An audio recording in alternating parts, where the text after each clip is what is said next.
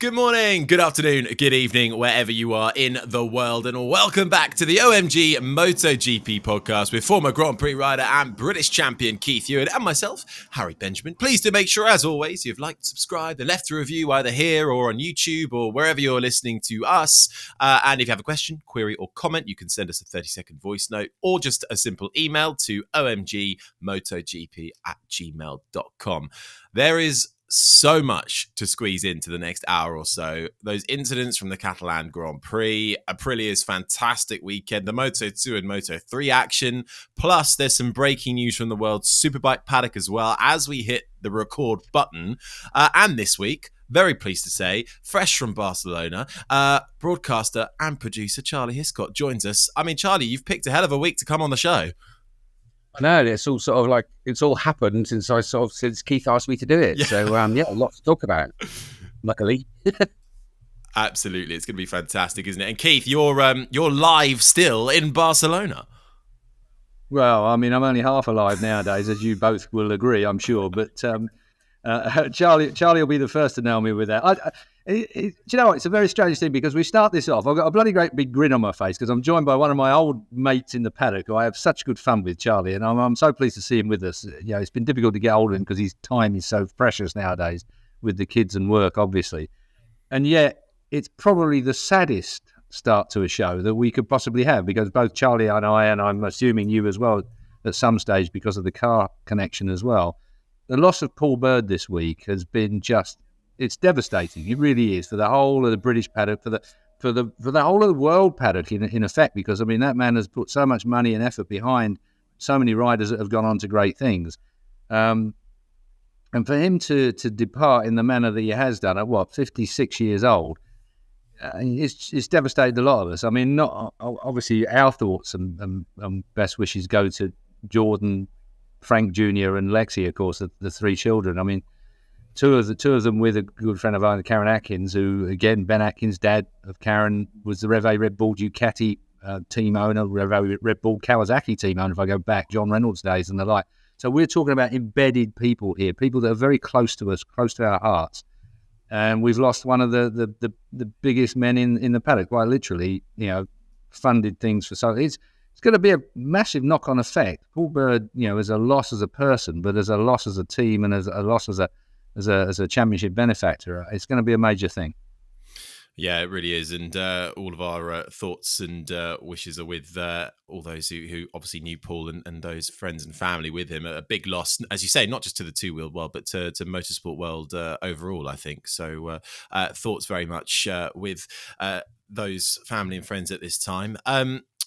Charlie, we've got you with us, and obviously you're quite spread across all two wheels. I mean, we mainly talk about MotoGP on here, but of course we do tip a hat every now and then to World Superbikes, and there is literally breaking news as soon as we record to do with one of the greatest, I think, Jonathan Rea, and he's on the move officially now. Yeah, it's amazing. I mean, it's probably the worst kept secret in the paddock, but it's obviously been announced this morning, officially that he's leaving Kawasaki. I think the announcement that he's going to Yamaha will come out fairly swiftly afterwards. But yeah, huge news. Not unexpected. I think it's a good move. But yeah, I mean, it's huge. It's absolutely huge. And, it ties in really nicely with Toprak going to BMW. The championship needs a good shake-up. But at the same time, I've not been in the World Superbike paddock this year, so I wonder if there are things happening behind the scenes with regards to rule changes. We've got an issue with Alvaro Bautista being too much faster than everybody else. Which I think is a problem because it makes the racing not as exciting as it could be or should be. So whether there's stuff going on in the background for what's going to happen for next year, I don't know. But I would imagine Jonathan, he hasn't gone there. He's not gone there for the money, put it that way. It's there now. It's just popped up. I spoke to Paul Denning just a few minutes ago before we came on air, and he said 1:00 they're releasing it. Breaking news, Yamaha Motor Europe is pleased to announce that six-time FIM Superbike World Champion Jonathan Rea will race for the Pata Yamaha Promotor, I don't even know how you say it, World Superbike official team in 24 and 25, so a 2-year deal. I think what it says to me, Charlie, and I bet you'll agree with this one, both of us knowing Jonathan really, really well, is that it shows that Jonathan Rea isn't over yet. he still has that bite. He wants that challenge to raise his game. I mean, he's magnificent on a Kawasaki. He does stuff on the Kawasaki. I mean, his teammate isn't any slouch. That's a fact, and neither are any of the other Kawasaki runners.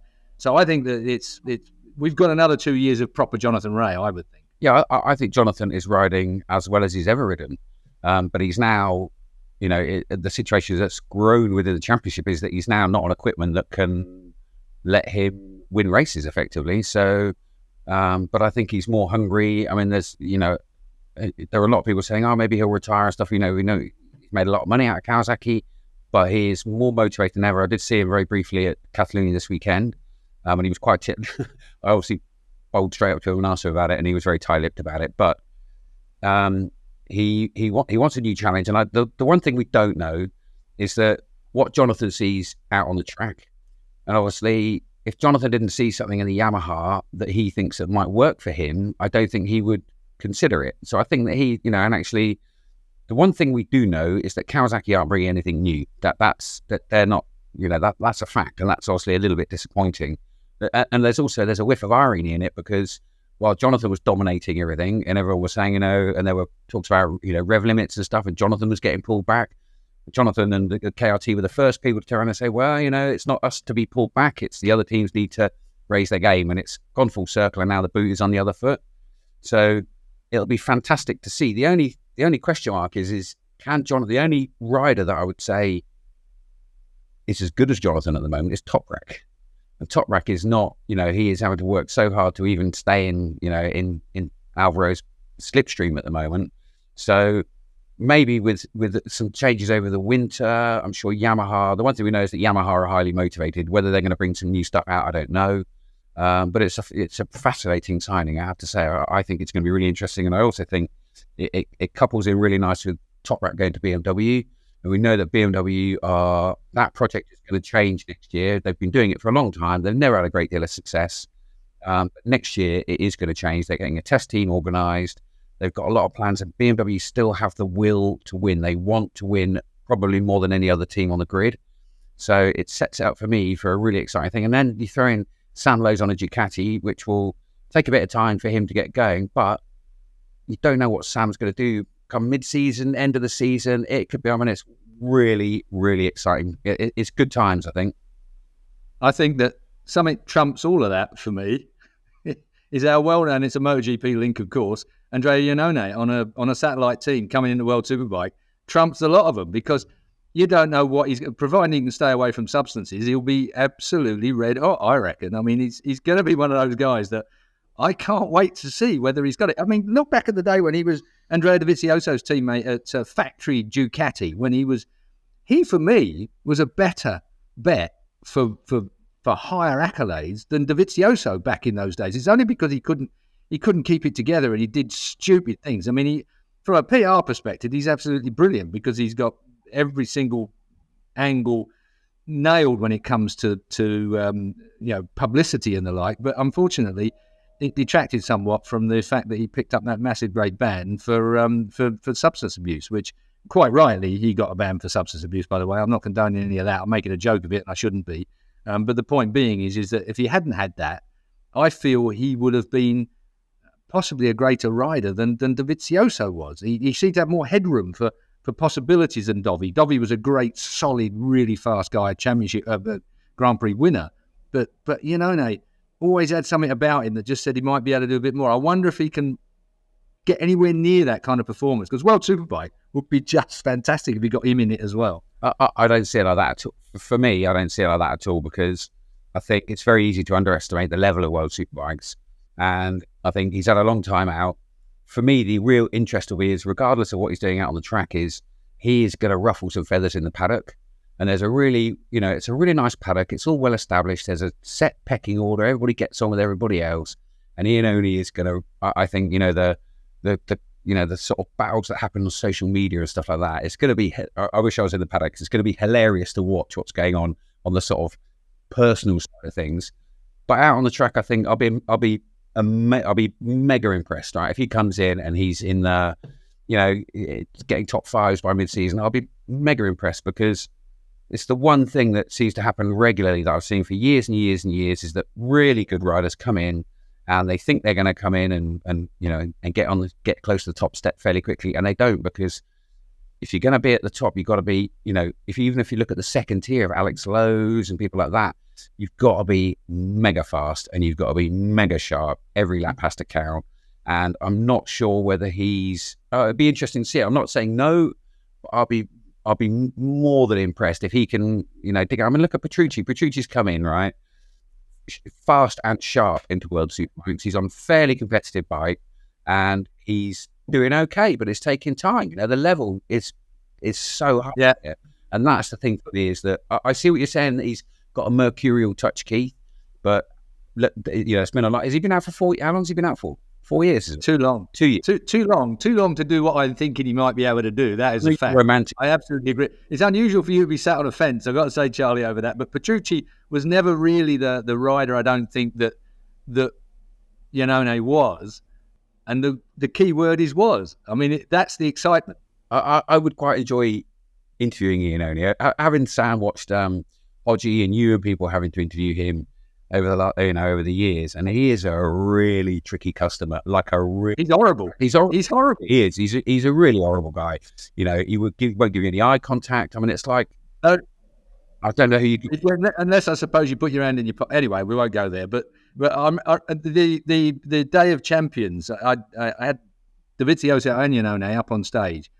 What a nightmare man to deal with. I mean, not at all pleasant, and definitely didn't want to be there. Clearly, whatever the fact of the matter was, he'd been forced to, because it's a charity, it's a MotoGP charity, so he had to be there because Ducati wanted him to be there. But that is going to be the issue, whether he can even make it work with the team. I suppose what we should be betting on, not whether he's going to be in the top half dozen when we get to the track, is how long he lasts in the paddock. Maybe that's the question. You know what? I think it sounds like we need an OMG World Superbike podcast in time for next season, doesn't it? It sounds like it's going to be pretty mega. No, only if we can be trackside and do it live. Okay, well, big sponsors, if you're listening, it'll be a great hit, I promise you. Actually, maybe this is the time to just tease a little bit. We might have a multiple World Superbike champion in a podcast coming up fairly soon. I've got an event that I'm doing with Mr. Carl Fogarty that we're looking to try and persuade Carl to join us at an event in a friend of mine's pub. Oh, hang on.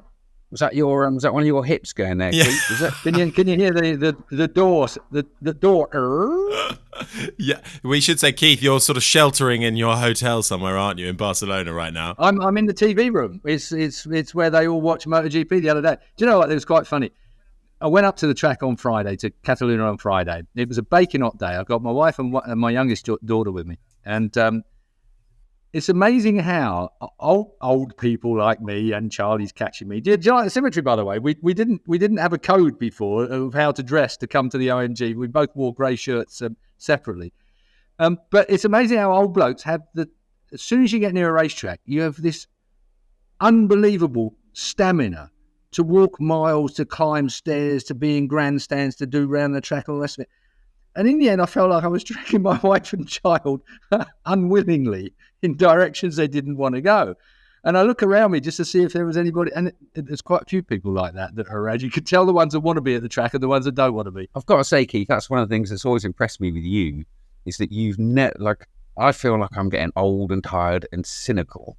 Whereas I've always been cynical. You're one of those people, but you still, every time we used to drive into the track, regardless of what was going on around us and we were moody or tired or blah, blah, blah, you were always excited. The moment we got there, you kept your energy and your excitement has never dwindled.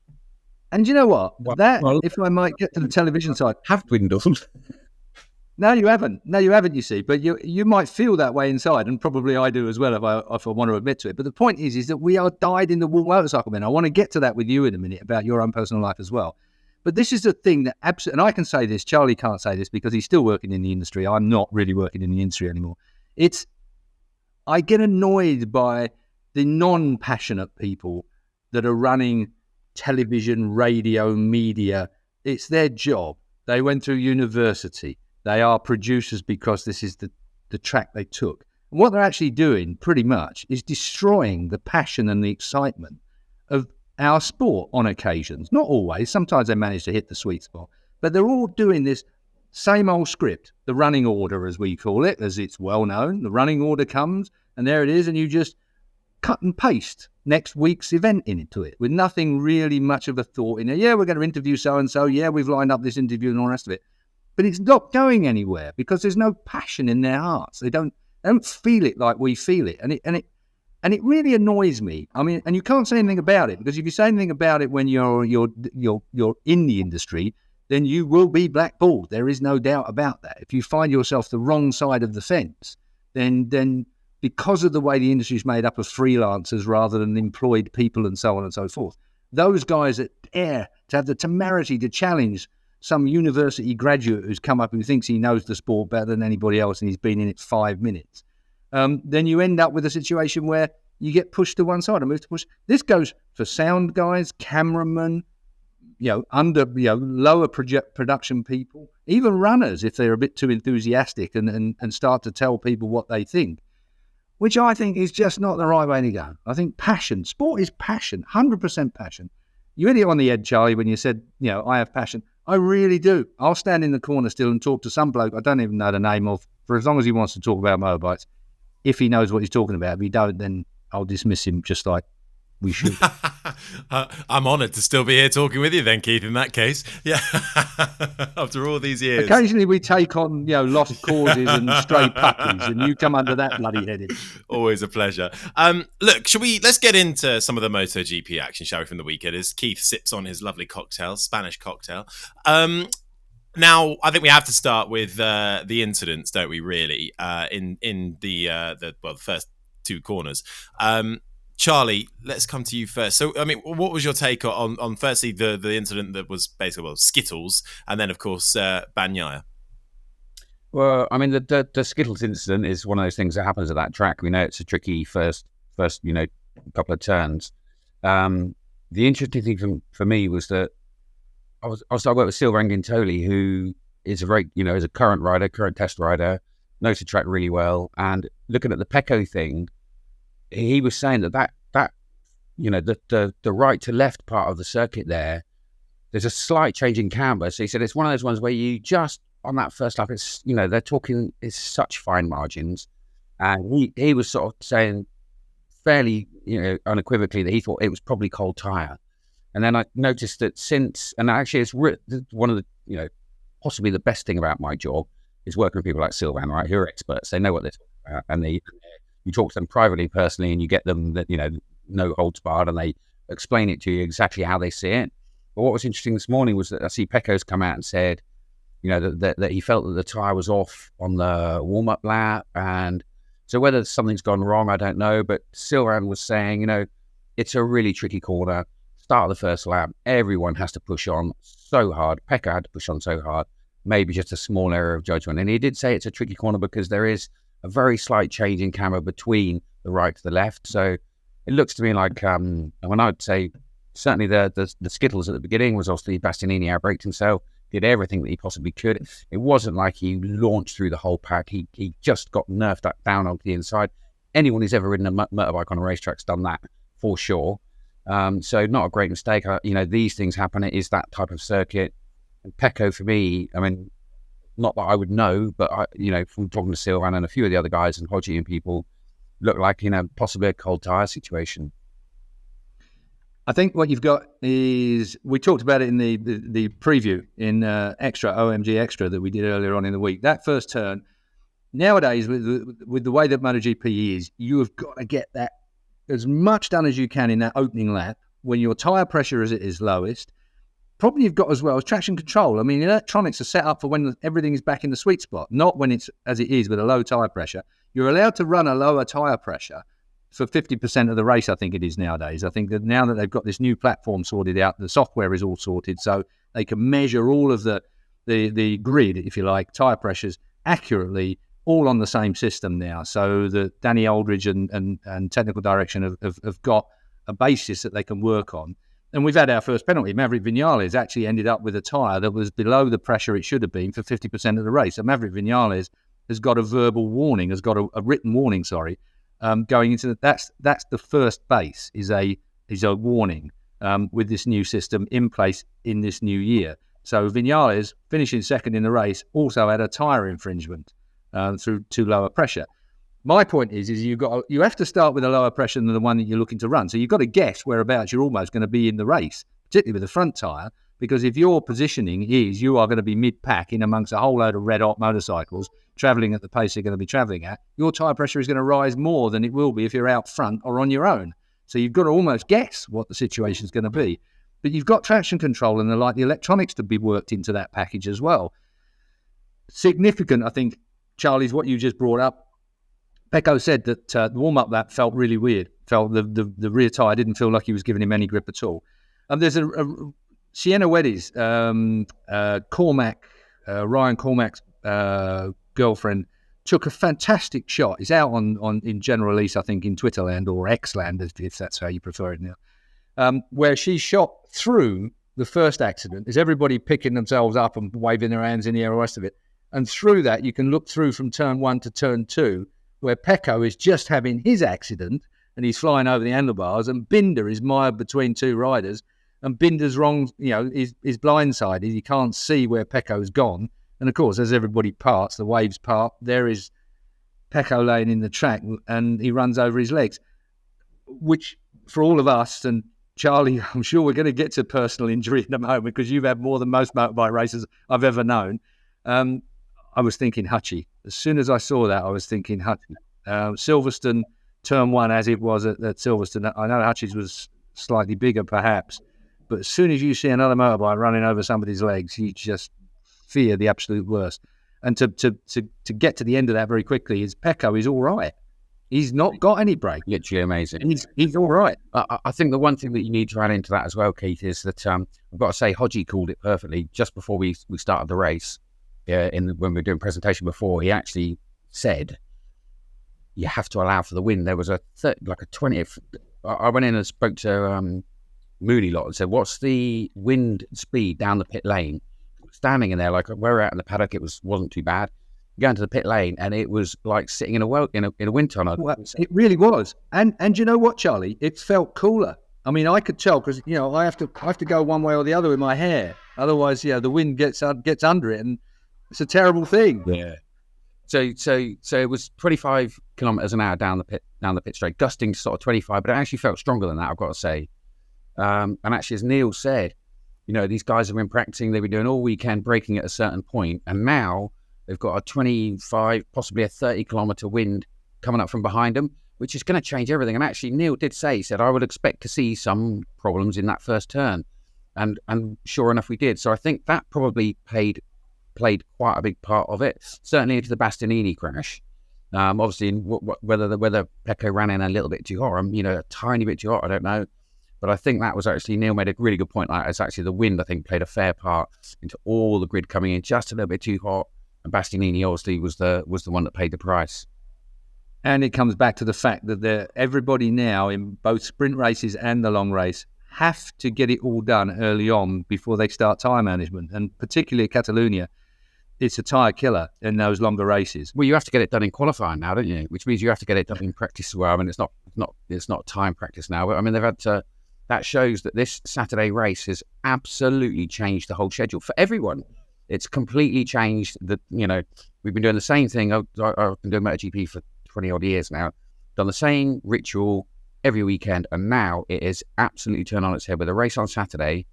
So whether you're a rider getting up, and obviously at the beginning of the season, you're going to have to start and practice. One was your pre-qualifying, qualifying. We all have to, prepare. We have to adjust our show. Every single person is working harder, much harder, for this sprint race on a Saturday, which I love. I have to say, I think the sprint race is fantastic. But it has completely changed the dynamic now for, the riders. They don't get a minute. And actually, the sad thing about that is Moto2 and Moto3 have paid a price for it, for that extra time. Do you know what I mean? They're changing the schedule of the sprint race. They're getting less time now. And whether it's, I think the sprint race is a really good idea, but, speaking to a lot of the Moto2 and Moto3 riders, losing their warm-ups for, Dorna obviously trying to bring in the riders to bring them out to the thing, out to the crowd and stuff like that. But at the same time, I think those guys have paid a bit of a price for it. But my long-winded point being is that it's really changed substantially the whole schedule this year. Let me ask you then, because it's a question that we've kind of bounced around a little bit here. Do you think that Dorna are trying to get a bigger differential between the premier, the elite of MotoGP and the support classes, as in Moto2 and Moto3? No, I don't think they're out. No, I don't think they're trying to do that at all. No, but I think what they are trying to do is they're trying to drive MotoGP forward. And first of all, the sprint race on a Saturday brings more people on a Saturday. That actually makes perfect sense to me. Why would you have people arriving on a Sunday? Let's get them here on a Saturday, get an extra bit of money out of them. That makes perfect sense. And the sprint races are exciting. It's great. That's good for the championship. I don't think they're doing that, but for me, the issue is with the rider walk they do in the morning now, which actually, I get it. And I applaud Dorna for trying. It's tricky. You turn up at a MotoGP race, you sit up on a bank for a weekend, and you can be quite separated from it. You can't get into the paddock. It's not like a World Superbike paddock or a British Superbike paddock where you can mosey into the paddock and you can walk up to one of the riders and go, hello, say what you like. MotoGP is not like that. So I applaud Dorna for trying to get the riders out more into the crowd. I get it. You've got to entice these people here and give them a reason to sit there on a Sunday morning. And actually, the the podium this weekend was actually out on the back of the track in the crowd. It was absolutely fantastic. But the downside of that is obviously with the way the times are working now is that the Moto2 and Moto3 teams have lost some time. And actually, they're the upcoming classes. That's where we're breeding these new MotoGP riders from. So they actually, for me, that's, I'm not sure whether that's quite worked out the right way, whether they've balanced that out quite right. I'm not sure whether they get enough out of MotoGP to have the riders in the thing at the detriment of the lower classes.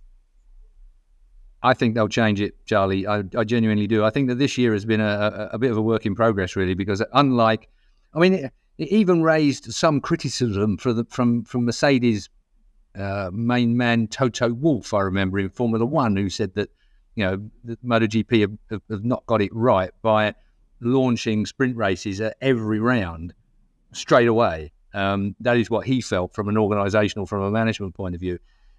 I believe the complete opposite. I think that, it has put massive stress on the paddock. There's no doubt about that. But I think they've managed it fairly well at the moment. But you're right. It still looks like it's going to be a situation where they're going to have to make some tweaks come 24. And I think they will. Dorna are pretty smart on those kind of things. The key point of that sentence, Keith, is at the moment, because it's been okay this season so far. It's actually worked quite well. People have got around it. There was a lot of trepidation at the beginning. Riders got injured, but actually it's leveled out now. But we're about to go into 8 races in 10 weeks all over the world. And that's going to be quite telling to me, is when you've got, and it's not just, it's actually not just the riders. It's actually more mechanics, so on and so forth. But PR people, all those people, TV people, whoever. And one of the things that I found out last weekend was someone was saying that Formula One, they won't let mechanics into the circuit. They have to have left by a certain time. They won't let them just work through the night. You can't grind these people to death, which they would do if they could. So it's going to be, for me, it's interesting to see what happens over this next run of 8 races after Misano next week. It's going to be interesting to see what happens. And I'm like, the talk around our lot is sort of like, we're all going to go off to India, but we ain't all coming back. I think that could be the case. Do you know what I mean? But we'll see. We'll see. Well, it's certainly one of the more intense MotoGP seasons, both on track and off it, in the last few years, isn't it? But just to pick up on Pecco and Misano, obviously straight into it this weekend, isn't it? He has said, he's going to try everything to try and be there. So we'll wait and see how that unfolds. And you can see the pictures of him in his hospital bed walking out as well, thumbs up on the crutches. So lucky only to get away with some cuts and bruises, I'm sure. But we'll wait and see if Pecco makes his way back. I think a word has to go though to Aprilia. Fantastic weekend, and I just seen a stat. 2017. At this Catalan Grand Prix, Charlie, DNF and a 19th place finish. Fast forward to 2023, first and second. How brilliant. And the relationship between Elation and Maverick as well, right at the end, the swapping of the bikes. It was just perfect, wasn't it? It's beautiful. I mean, Aprilia was where careers went to die not that long ago. Sam and Scott Redding, people, it was a horrendous place to go. And whether it's partly because the way I think aero has a big part of it. Letting people play with aero means that, you know, factories like Aprilia who can move fast on things like that, as opposed to the Japanese factories, have used it to their maximum advantage, and it's fantastic. And personally, it's just amazing. I mean, Aleix is such a nice guy. I know he comes across sometimes as being a bit, what's the word, weird. I don't know what you want to call it, but he can be a bit, you know, a bit odd in some situations. But I've interviewed him a few times this year, and oh my God, what a nice guy. Just lovely. Do you know what I mean? You see him, we go into a big box, you know, after every race, and all the riders come in and they are literally passed from camera to camera to camera to camera to camera. So some of them, I think there were 17 broadcasters there this weekend, yeah?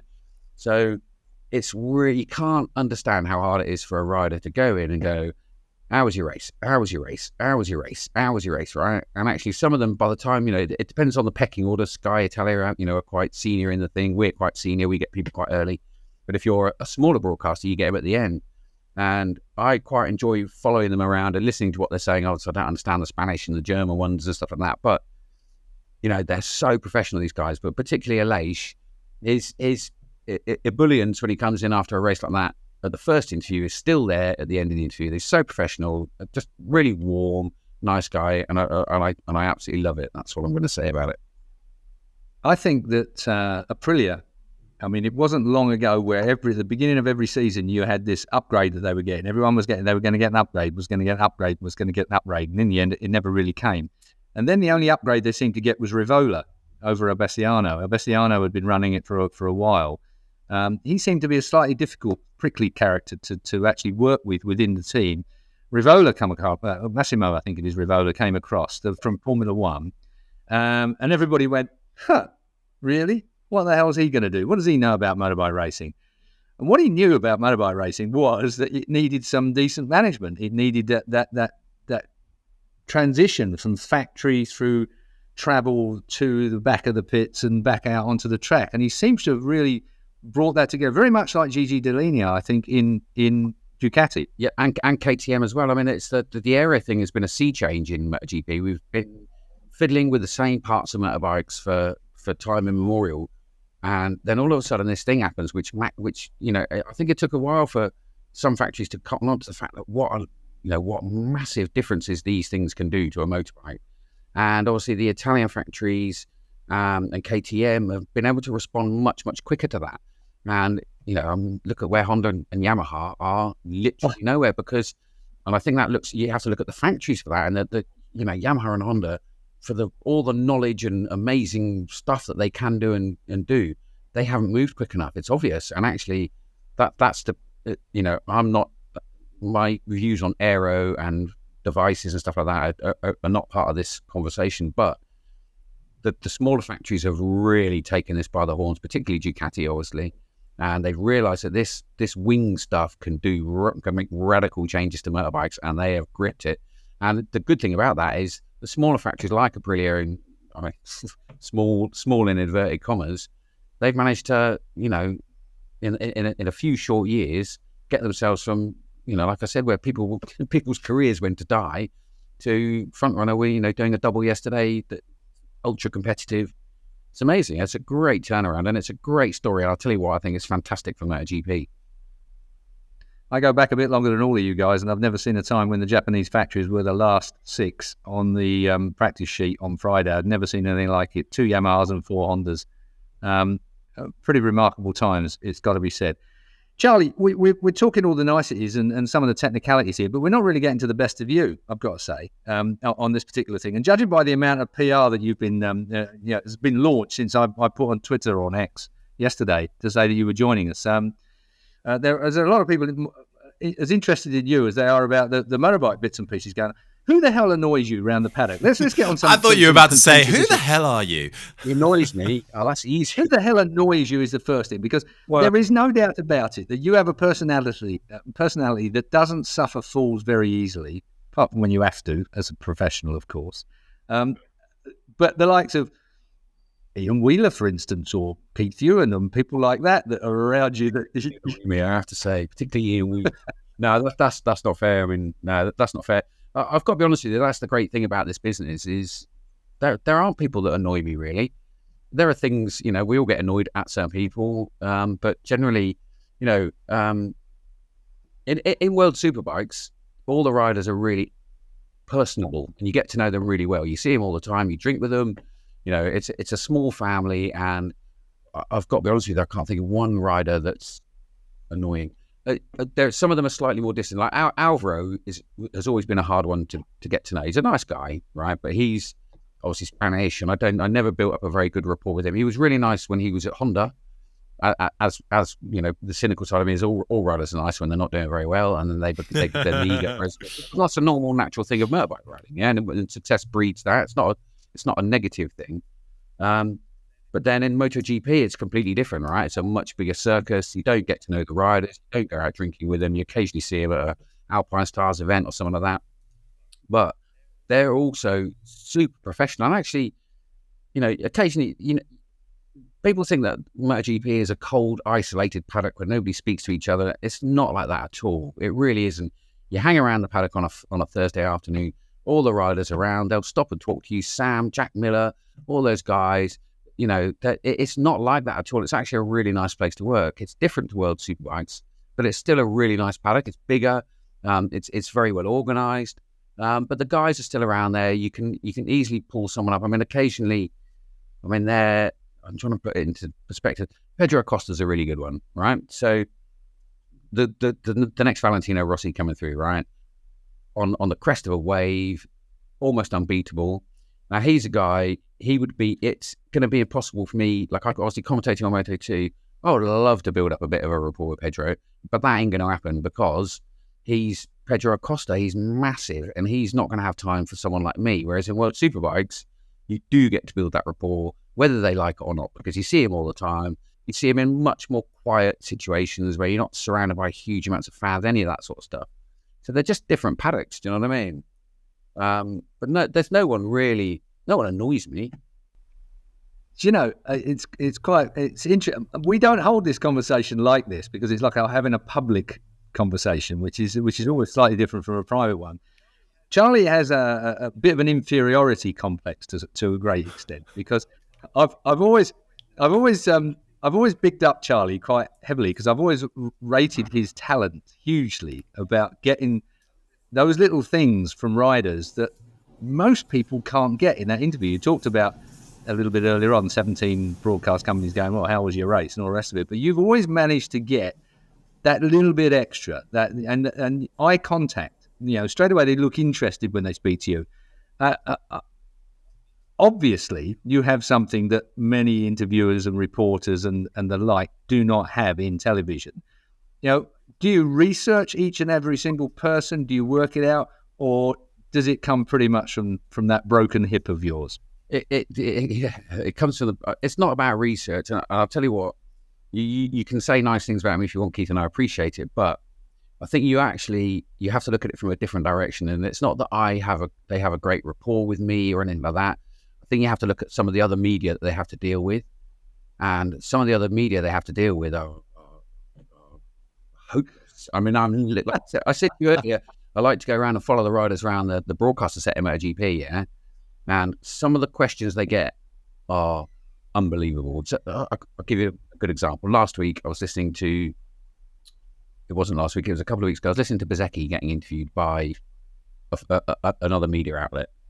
And whoever the person was turned around and basically said to him, so you had a good day yesterday, but today you make a stupid mistake. And Marco stands there and he's like, he's figuring out whether she just said, and he's not made a stupid mistake. It was I'll tell you when it was when he got drafted into the back of Pecco's bike. Do you remember? Yeah, I can't remember where it was. And he hasn't made a stupid mistake at all. He's made a mistake and it's cost him the race, and he's pretty not very happy about it. And then he walks into that.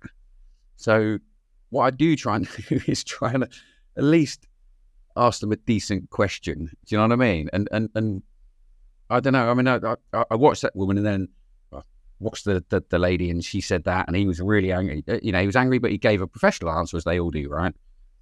So I then try and use that to reinforce, and I ask him a decent question, and actually walked out of my interview laughing and joking with a smile on his face, yeah, because I don't know whether it's because, well, I've done it for a long time at the end of the day, haven't I? And I'm fairly straight, I'm not asking them any questions. I don't feel like I'm going to set them up or anything like that. I'm just asking them a straight question. And it's really easy, right? Because you just have to think about, like, I'm not, me being an expert or the people I work with all being experts, that doesn't help the person sitting at home watching the telly at home.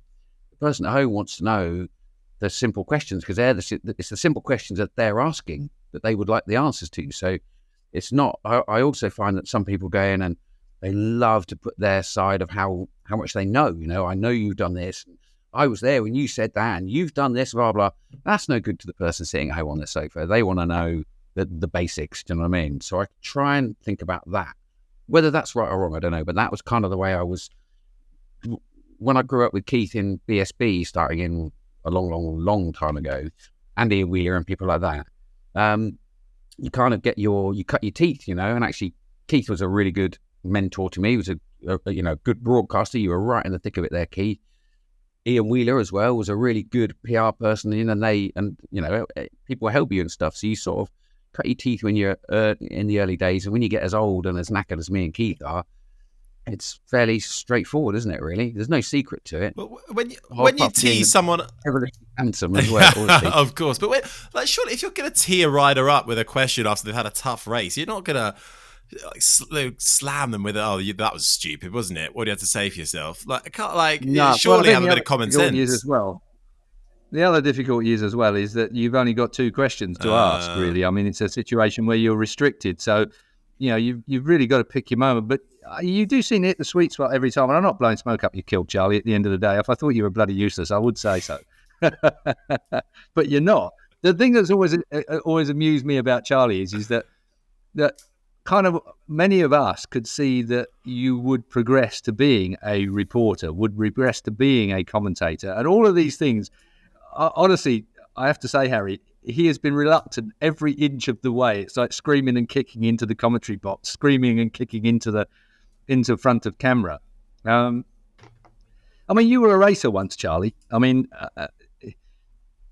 I suppose the very cheeky question is do you think that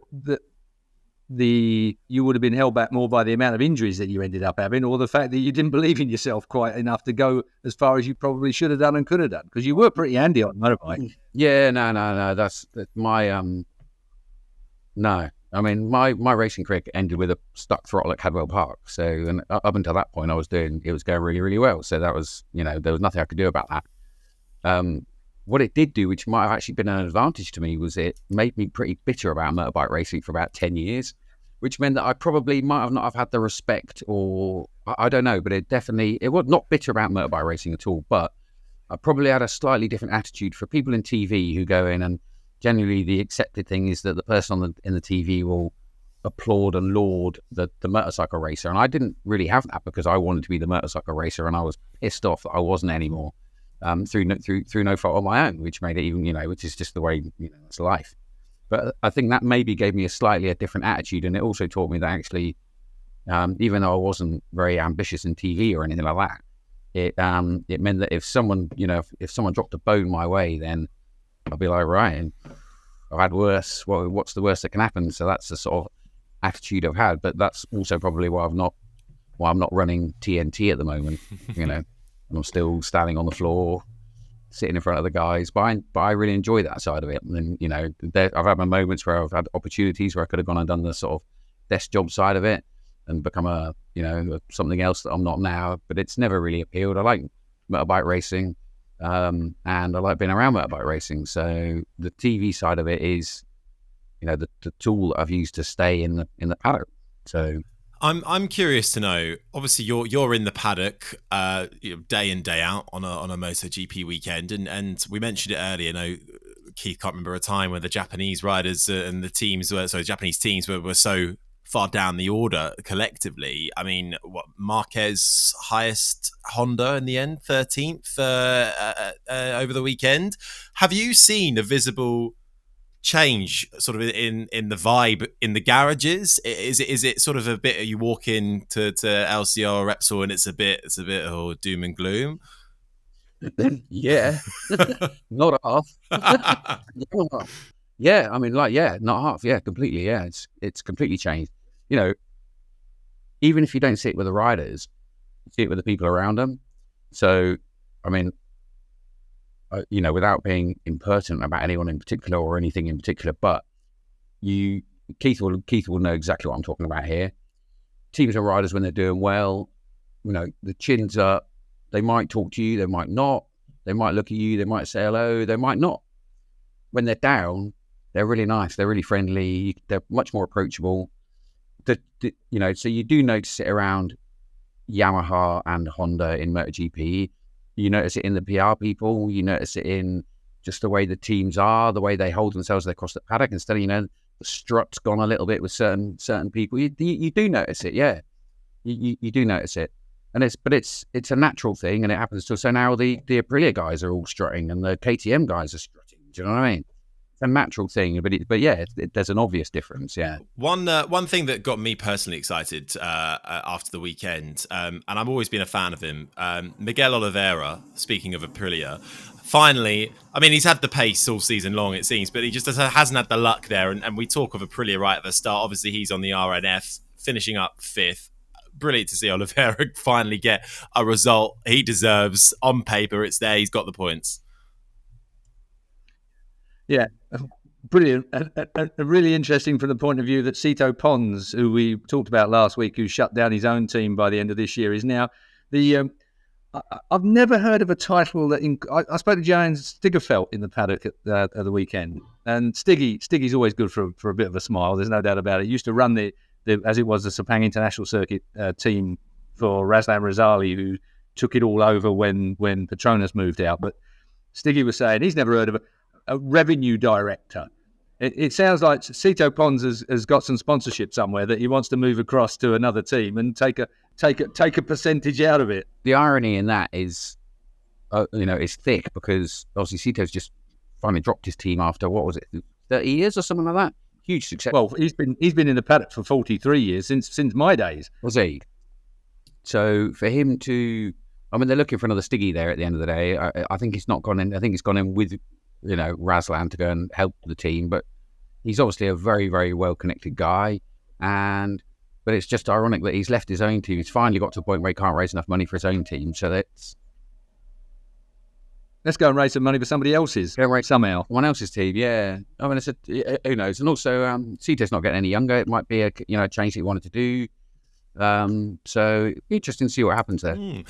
Well, Charlie, there's a lot of questions that have come in for you that we're going to ask you. But first, I think it was worth dipping into Moto2 and Moto3 for a moment. And let's start with Moto2.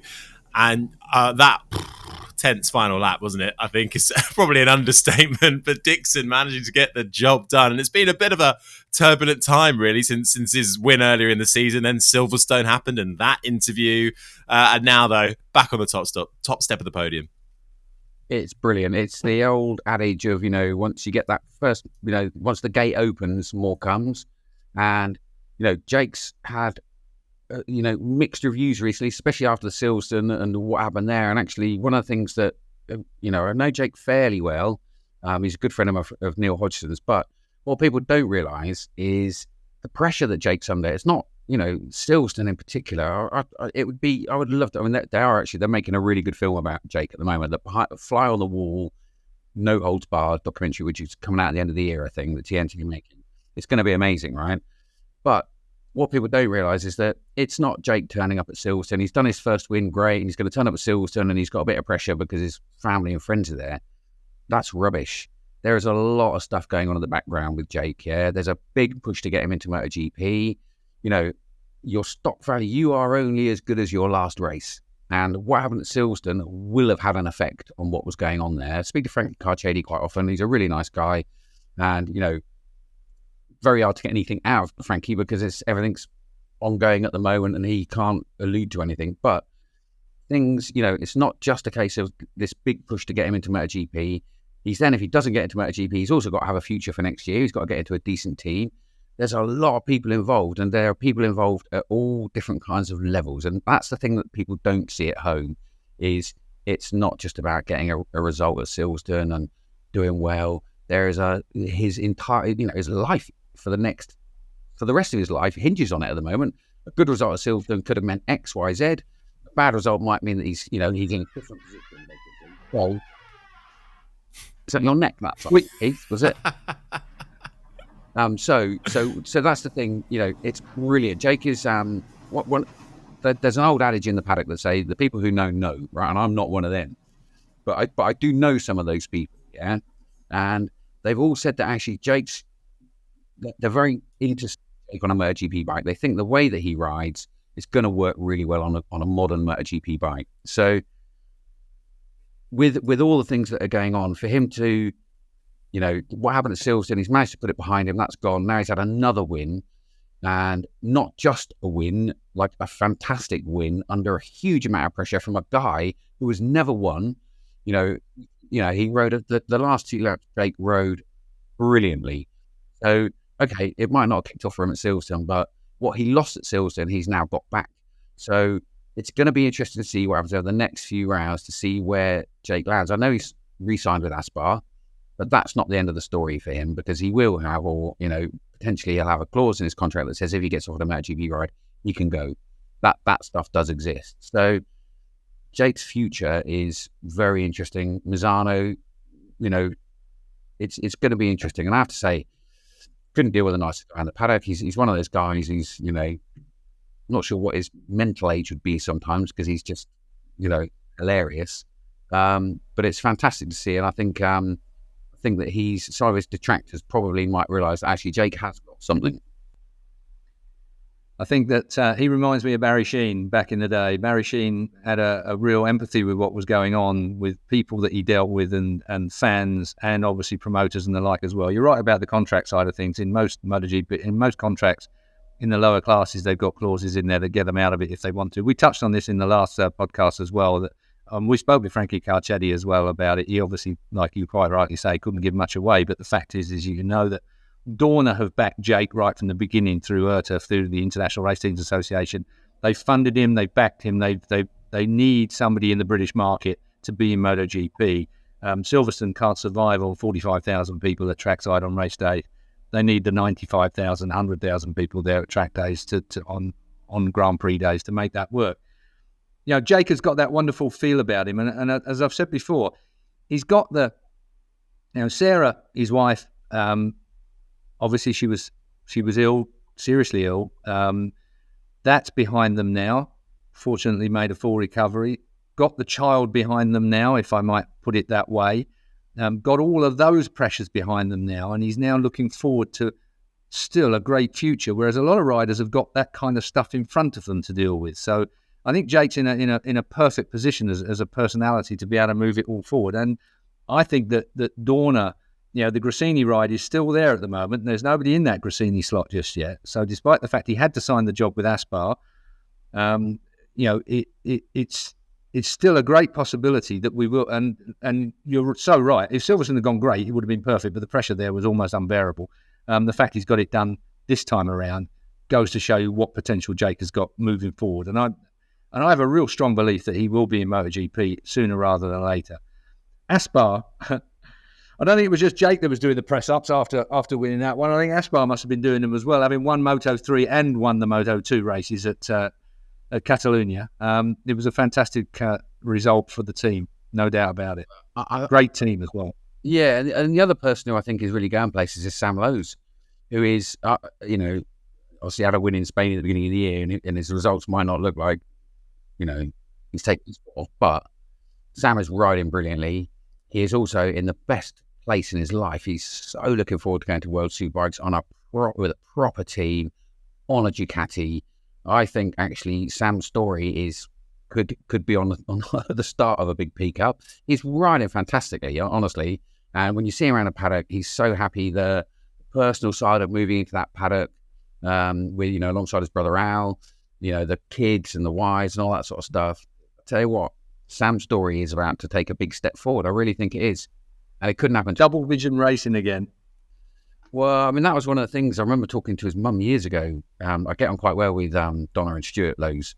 And I remember just being in a restaurant with them years ago and asking them about when I first got to know them. And I was like, what about Sam and Alex riding together in a championship one day? And I'll tell you what, Donna did not like the idea of that one day.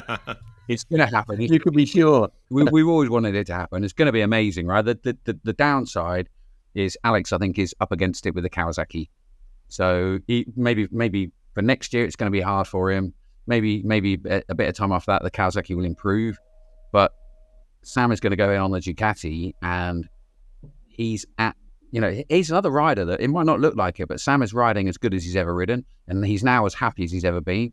So that's something that I am very much looking forward to for next year. And it's a massive thing, isn't it? Being happy in your sort of personal life and your personal experiences goes such a long way. It can go further than your on-track talent, can't it? So that's really good to hear.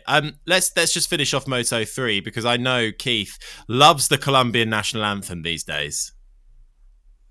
Well, I have to say, it's the first time I heard it when Alonso won the other week. I mean, the first Colombian rider to win a Grand Prix. And then we get it again this weekend. But I mean, quality Moto3 race. Another, on a racetrack like Catalunya, turns 1 and 2 are tricky enough. Turn 5 is another notorious black spot, if you like, there as well. But it was just a fantastic Moto3 race. And Alonso, again, comes out on top. Perfect. And again, to see Aspar, that team really is on the crest of a wave at the moment, one thing and another. No, go on, Charlie. Well, no, I just agree with all that. I mean, that championship is fantastic. I thought the race at Catalunya was a classic. I really did. Schaefer Holgado, obviously, I think, I really like Dennis Onchuk. I've always really liked Dennis Onchuk, through knowing Keenan and Toprak and those sort of guys. And I think he was a little bit, obviously it wasn't the greatest thing he's ever done at the end of the race, but I think that class is just fantastic. And when it changes to Pirelli next year, that will also make things quite interesting, because it'll be a complete reset. Do you know what I mean? In your Munozes, in your Moreros, I think Morero's moving up to Moto2 next year, but as these younger riders come in, I think the Pirelli will make it a little bit of an easier transition for them. There is so much young talent at the moment. There's almost too much, because they're not all going to be able to come into MotoGP, are they? We've had this discussion throughout, and you mentioned Pedro Acosta earlier, touted as the next wonder kids. He's within that KTM family, obviously. We've discussed it before between Keith and myself and the guests we've had on, but how do you see it playing out next year, Charlie, with the KTM seats? No clue. Literally no clue. I don't know how that's going to work. I really don't. I know that the technicalities of why Dorna won't just give them 2 more grid slots it's a lot more of a case than Dorna saying we want that for another factory. There's embargoes with other teams. I spoke to Gavin Emmett about it a couple of weeks ago, and as always, Gav knows a lot more about it than I do. And it's not quite as straightforward as Dorna saying, here you go, have those 2 slots. It doesn't work like that. There are other negotiations and other agreements with other teams. So I do not know how that's going to work. You would have to assume that someone's going to have to drop out. So pick your winner for that one. I think that Dorna are quite good at winning the day. If you remember when they wanted to go with the Magneti Marelli straightforward spec electronics platform and inertial platforms, it took ages, and Honda were the ones that resisted right to the very end before giving way on that. In the interests of talent and the interests of having a full grid, 2 more slots on there, somebody somewhere. It must be a fairly well written contract that somebody has with Dorna to stop Dorna from allowing a couple more slots or 1 more slot, whatever it might be. It's MSMA. It's the union, isn't it? I think they, it's like all these things. You've got to have a unanimous agreement, and that ain't going to happen just to help. They're already, Honda and Yamaha certainly are probably, they look like they're going to be the ones getting concessions soon, which is bizarre. So I think it's a very, very complicated political mechanism about those grid slots. And yet Ducati have 8 bikes on the grid. Yeah.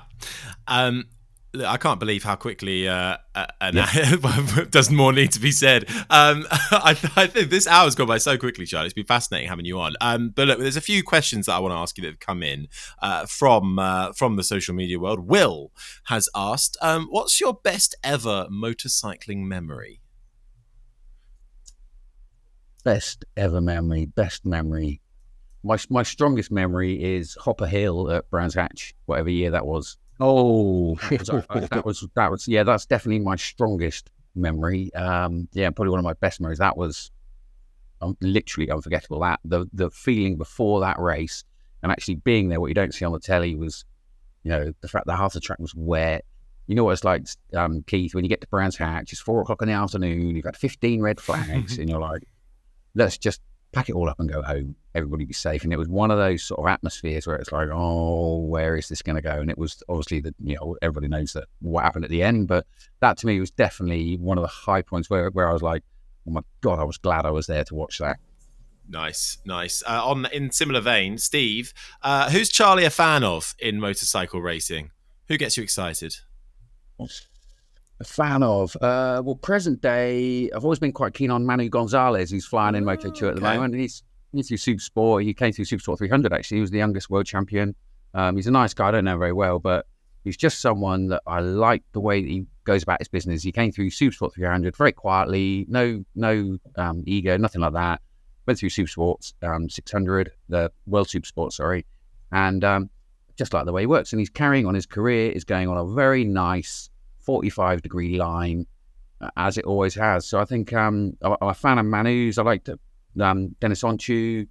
I'm a fan of quite a few riders, actually, I have to say. And actually, this just in from Debbie. Now, I can't remember if we covered this off or not. On the Johnny Ray news, with Ray confirmed at Yamaha next year, who does Charlie think will replace him, and what is his opinion on Jonathan's move? Well, we've got the opinion. Do we know who's replacing him yet?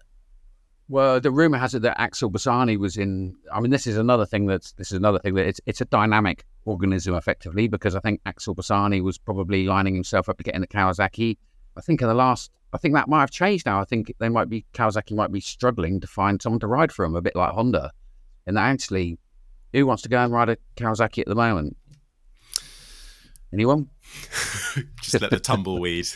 It's a tricky one. I'm not trying to be negative about Kawasaki, but they're on the back foot, and we know they're on the back foot because Jonathan Ray has left. So that leaves him in a pretty sticky position, and he's left because we know that Kawasaki aren't bringing anything else to the party in the near future, and that's a very telling sign. So if you're Axel Bassani, for example, I mean, there are going to be riders who will take that ride, of course. Alex Lowe's is in a really good position there, and actually he will scratch out some results next year. But if you're a real in that second tier and you want to get into the first tier, then Kawasaki is probably not as desirable as it was a short time ago. I wonder if they're also losing some of their top techs. I wonder if Perry Reba is going with Jonathan after all these years as well. I mean, if suddenly you split the team completely as well away from that base of knowledge, that can be tricky. I don't know, right? That's the first thing is I do not know. But from my experience is that you cut Perry in half, it says Kawasaki in the middle of him, in the middle of his spinal cord, it will say Kawasaki. There's that, but also even though Jonathan has always said Kawasaki is, Perry is one of the big reasons for his success. I also think that Yamaha, that transition for bringing people from Kawasaki to Yamaha to Kawasaki, sometimes that's not what people want. Do you know what I mean? And actually, Perry is so Kawasaki. I'm not saying I do not know, but I would be surprised if he turned up in Yamaha personally.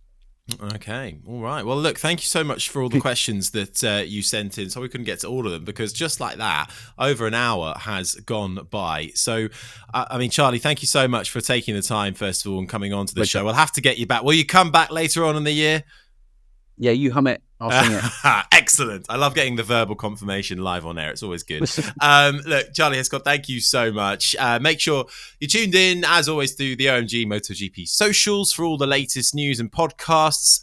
Get your questions in, OMG MotoGP @gmail.com, or just tweet us, X us, or Instagram us, whatever it is.